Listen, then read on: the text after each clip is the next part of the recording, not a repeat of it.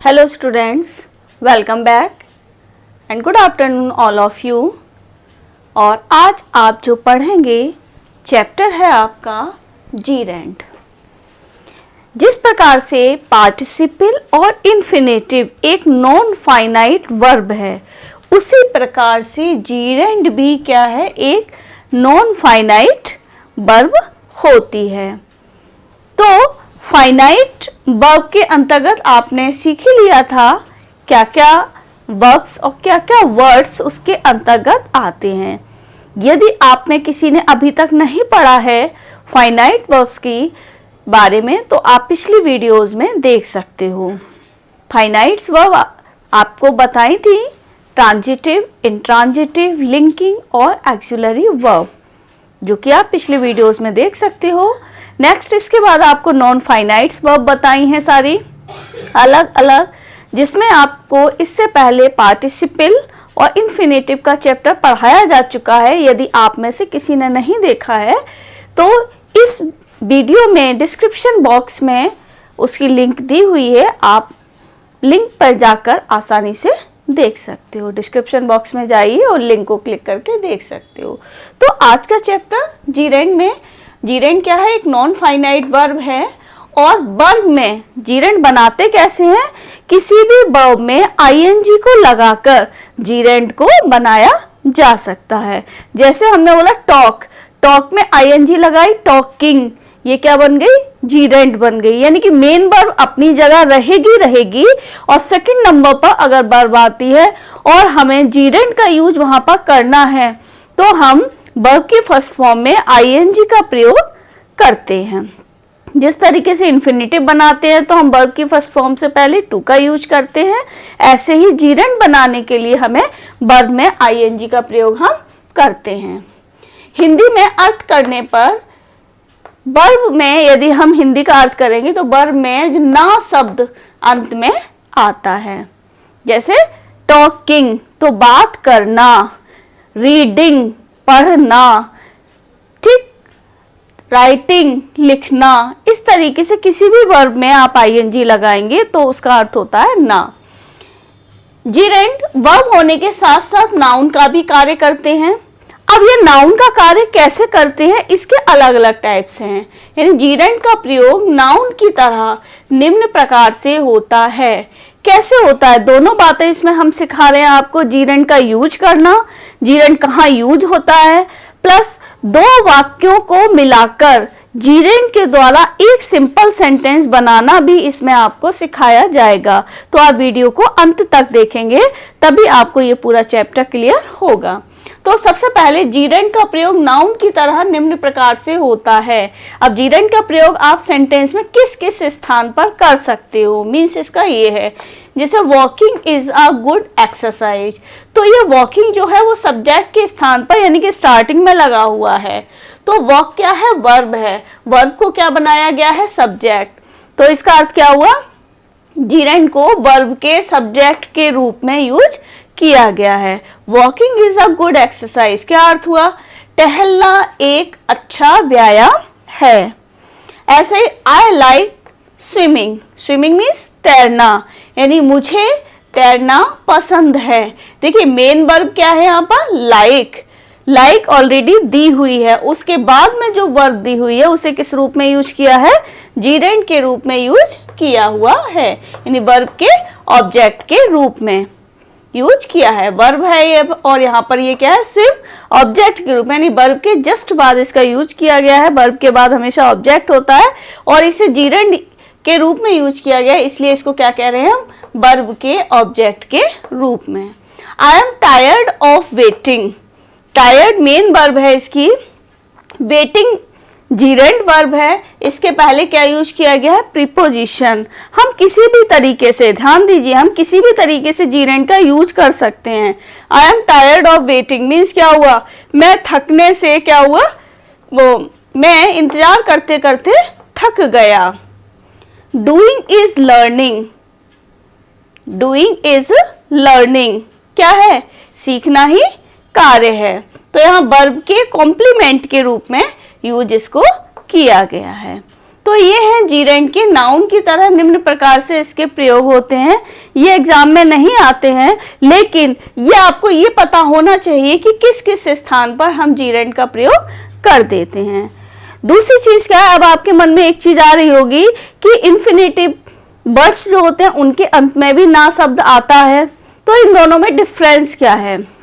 देखिए, कभी कभी ऐसे सेंटेंस भी होते हैं जीरेंड और सिंपल इन्फिनेटिव्स को आपस में अल्टरनेट भी कर देते हैं, यानी कि सिंपल इन्फिनेटिव की जगह पर हम जीरेंड और जीरेंड की जगह पर हम इन्फिनेटिव का यूज भी कर देते हैं। ऐसे कौन से सेंटेंस हो सकते हैं, चलिए आइए देखते हैं। और दूसरी चीज क्या है कि कुछ वर्ड्स ऐसे भी होते हैं वर्ब्स में कि जिनके बाद, यानी कि जिन वर्ब्स का यूज हम केवल जीरेंड के रूप में या फिर जिनका यूज हम सिंपल इन्फिनेटिव्स के रूप में करते हैं। तो ऐसी कौन सी वर्ब्स हैं जिनके बाद में जीरेंड का यूज होता है और कौन सी वर्ब्स हैं जिनके बाद में इन्फिनेटिव्स का प्रयोग होता है। चलिए आइए आगे फिर देखते हैं। तो चलते हैं, जैसे आपको बताया था कि कुछ सेंटेंस जो होते हैं कि जो इन्फिनेटिव यानी सिंपल इन्फिनेटिव और जीरेंड में समानता बताते हैं, तो हम क्या करते हैं, कभी कभी जीरेंड के स्थान पर सिंपल इन्फिनेटिव और सिंपल इन्फिनेटिव की जगह जीरेंड का भी प्रयोग कर लेते हैं। जैसे एक एग्जाम्पल हम दिया हुआ है आपको, walking is useful for health, स्वास्थ्य के लिए टहलना उपयोगी है। इसको हम ऐसे भी बोल सकते थे, to walk is useful for health, टहलना स्वास्थ्य के लिए उपयोगी है। कंडीशन कहाँ पर है, कंडीशन ये है कि कुछ वर्ब्स ऐसी होती हैं जिनके बाद हम जीरेंड लगाएंगे, कुछ वर्ब्स ऐसी होती हैं जिनके बाद हम इन्फिनेटिव लगाएंगे। ये हमने कुछ ही वर्ब्स इसमें लिखी हुई हैं, इस तरीके की बहुत सारी वर्ब्स रहती हैं, जैसे stop, finish, dread, detest, prevent, avoid, enjoy, suggest, promise, etc। तो ये वर्ब यदि सेंटेंस में आती हैं और आपको जीरेंड या इन्फिनेटिव बनाना है, उसके पीछे नानी ने का अर्थ आ रहा है और आपको सेंटेंस को एक करना है या फिलअप करना है, तो वहां पर आपको सिर्फ जीरेंड रूप में ही यूज करना होगा। दूसरी चीज, ये कुछ वर्ब्स हैं जैसे agree, ask, attempt, choose, claim, decide, determine, want, etc। इस जैसी बहुत सी वर्ब्स हैं। अगर ये आती हैं और इसके बाद में आपको कोई वर्ब मिलती है तो आपको वे जो है इन्फिनेटिव रूप में ही यूज करनी होगी। जैसे हमने एग्जाम्पल लिखे हैं आपके लिए, क्या, स्टॉप राइटिंग नाउ, लिखना बंद करो। अब स्टॉप वर्ब क्या है, जीरेंड की है, यानी स्टॉप के बाद कोई वर्ब आएगी तो उसको आपको जीरेंड रूप में लेना होगा। तो स्टॉप राइट, राइट दी हुई है तो यहाँ क्या होगा, लिखना। इन्फिनेटिव भी लगा सकते थे हम, जीरेंड भी, लेकिन स्टॉप दिया है इसलिए हम जीरेंड वर्ड ही यूज करेंगे, स्टॉप राइटिंग नाउ। ऐसे I do not want to stay here. अब यहाँ पर क्या है, वॉन्ट, वॉन्ट शब्द जो है वो हमारा इन्फिनेटिव में, ये वर्ड्स आपको लर्न करने होते हैं, विदाउट लर्निंग कुछ नहीं है। तो बहुत सारे रूल्स के ऊपर डिपेंड होते हैं, तो रूल्स तो समझाते हुए ही लर्न हो जाते हैं, लेकिन वर्ड्स जो होते हैं वो आपको अलग से लर्न करने पड़ेंगे। तो I do not want to stay here, यहाँ पर क्या है, वॉन्ट, वॉन्ट के बाद में हमेशा इन्फिनेटिव आता है, इसलिए यहाँ पर आपको इन्फिनेटिव यानी टू स्टे का यूज करना होगा। इसी तरीके से एग्जाम्स में फिलअप के रूप में भी आते हैं, दोनों ही चीजें आपको बता रही हूँ, मैंने पहले ही बता दिया है। जैसे यहाँ पर है, the farmer will finish the crop by the next week. अब यहाँ पर ब्लैंक दिया है और ब्रैकेट में हार्वेस्ट दिया है। अब आपको यहाँ पर ऊपर हेडिंग जो लिखा हुआ है कि इन्फिनेटिव फिल कीजिए या फिर जीरेंड फिल कीजिए, जो उचित लगता है आपको वो फिल कीजिए, व्हाटएवर। तो आपको क्या करना है, देखिए फिनिश वर्ड है, आपको याद होगा कि फिनिश वर्ड के बाद में हमें जीरेंड यूज करना है। फिनिश के बाद हमको क्या करना है, जीरेंड वर्ड यूज करना है। तो क्या करेंगे आप, the farmer will finish harvesting the crop by the next week. आपने भी फिलअप किया होगा यही, क्योंकि दिख तो रहा ही है सभी को। तो फिनिश के बाद क्या आएगी, जीरेंड आएगी, इसलिए यहाँ क्या आएगा, हार्वेस्टिंग। जिन्होंने हार्वेस्टिंग किया है वो अपने आप में ठीक है। ऐसे ही शी प्रोमिस्ड द बुक सून। अब प्रोमिस्ड वर्ड है, अब हमको ध्यान करना चाहिए प्रोमिस्ड के बाद क्या आता है। प्रोमिस्ड के बाद क्या आना चाहिए बच्चों, देखें जरा, प्रोमिस कहाँ है हमारा, जीरेंड में ही है प्रोमिस भी। तो यहाँ क्या आएगा, she promised returning the book soon. तो इस तरीके से ये कुछ वर्ड्स आपके हैं जिनको आपको लर्न करना है जीरेंड और इन्फिनेटिव के लिए। दूसरी चीज क्या होती है, एक चीज और जो सिंथेसिस के अंतर्गत सेंटेंसेस आते हैं, ये नॉन फाइनाइट्स के अंतर्गत केवल आपको जब फिलअप करना होता है तो इतनी चीज आपको आना जरूरी है। दो सेंटेंस की एक सेंटेंस भी बनाना होता है बाय जीरेंड, यानी दो सेंटेंस या दो से अधिक सेंटेंस होते हैं, जीरेंड के द्वारा उनको मिलाकर एक सेंटेंस भी बनाना होता है। उसके लिए हम प्रीपोजिशन या नाउन का प्रयोग भी करते हैं। कैसे करते हैं, चलिए उसको भी सीखते हैं। देखिए, इस चैप्टर का नाम जो होगा, जब दो सेंटेंस को आप एक सेंटेंस बनाएंगे, इसको बोलते हैं हम use of preposition before noun और जीरेंड। यानी कभी कभी जीरेंड से पहले हमको नाउन प्रीपोजिशन का यूज करते हैं, नाउन और जीरेंड से पहले। जो आपको अभी बताया था हमने प्रीपोजिशन का यूज करना, तो इसमें दोनों चीज़ों को बताया गया है, जीरेंड अथवा नाउन का प्रयोग आप कर सकते हैं दो सेंटेंस का जब आप एक सेंटेंस बनाते हैं सिंथेसिस में, जब जीरेंड का प्रयोग आपको करना होता है। उसके लिए रूल आपको सिर्फ ये छोटा सा याद रखना होगा। क्या रूल है कि जीरेंड बनाने के लिए वर्ब में आईएनजी लगाने के साथ साथ, इतना तो आप सीख ही गए कि जीरेंड किससे बनता है, वर्ब में आईएनजी लगाने से बनता है, और वर्ब को नाउन में भी बदलना पड़ सकता है, वर्ब को नाउन में भी बदलना पड़ सकता है, पहले ही बताई जा चुकी है ये बात आपको। तथा कुछ वाक्यों में जीरेंड या नाउन से पहले प्रीपोजिशन का भी प्रयोग होता है। अब कैसे हम करेंगे, देखिए यहाँ पर कुछ चीजें होती हैं कॉमन सेंस के ऊपर भी डिपेंड होती हैं। सेंटेंस को हम कॉमन सेंस के आधार पर अपने तरीके से भी बनाते हैं। जैसे ही विल डू इट, वह यह करेगा।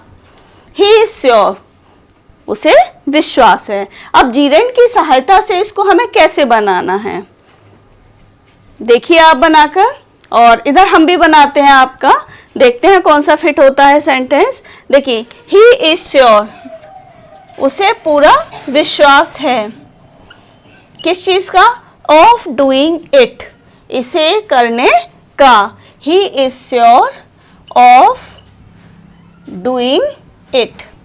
तो ये जो ऑफ है वो जीरेंड से पहले हमने अपने हिसाब से लगाई, क्योंकि अर्थ आ रहा है इसका, he is sure of doing it, इसे करने का उसे विश्वास है। नेक्स्ट सेंटेंस है, Ram sold his book, he got 2 rupees. Ram ने एक पुस्तक बेची, ही गॉट 2 रुपीज। इसके लिए उसने कितने रुपए पाए, 2 रुपए। तो कीमत के लिए हमेशा प्रीपोजिशन फॉर का यूज होता है। तो कैसे बनाएंगे हम, Ram sold his book for 2 rupees. ये क्या है, नाउन से पहले हमने प्रीपोजिशन का यूज कर दिया। शी हैज फेंटेड, अगला सेंटेंस है, शी हैज फेल्ड, वह क्या हो गई, फेल हो गई है। शी हियर्ड द न्यूज, उसने खबर को सुना। शी फेंटेड, वह बेहोश हो गई। तो इसको तीनों सेंटेंस को मिलाकर पहले आप अपने मन में एक सेंटेंस बनाइए। कैसे, खबर को सुनकर, खबर को सुनकर, कौन सी खबर को सुनकर, अपने फेल की, यानी अपने फेल की खबर को सुनकर वह बेहोश हो गई। तो सुनकर में हम ऑन लगाते हैं, on hearing the news of her failure, अपने फेल की खबर को सुनकर क्या हो गई, वह बेहोश हो गई। सी फेंटेड। ऐसे सेंटेंस आपके एग्जाम में बहुत आते हैं। सिंथेसिस में जो जीरेंड की सहायता से दो सेंटेंसेस का एक सेंटेंस बनाते हैं, जीरेंड अथवा नाउन से पहले प्रीपोजिशन का प्रयोग करके, तो ये सेंटेंस आपके यहाँ बहुत आते हैं, इसलिए हमने जीरेंड बता ही रहे थे, तो जीरेंड से संबंधित ये भी कुछ सेंटेंस हो जाते हैं, इसलिए हमने इनको भी यहीं पर बताया है। क्लियर हो गया होगा सभी को। और एक एक्सरसाइज इस सेंटेंसेस की हम आपके डिस्क्रिप्शन बॉक्स में भी डाल दे रहे हैं, जिसको आप सॉल्व करोगे, उसकी आंसर शीट भी हम साथ के साथ डाल देंगे। उसको सॉल्व करिए, प्रैक्टिस करिए और अपने आप को एक्सपर्ट बनाइए। और अभी तक जिन लोगों ने चैनल को सब्सक्राइब नहीं किया है वो चैनल को सब्सक्राइब अवश्य कर लें, नोटिफिकेशन बेल ऑन कर लें, जिससे कि सभी के पास वीडियोस की नोटिफिकेशन पहुंचती चले। वीडियो को लाइक करिए। नेक्स्ट टाइम के लिए थैंक यू, बाय।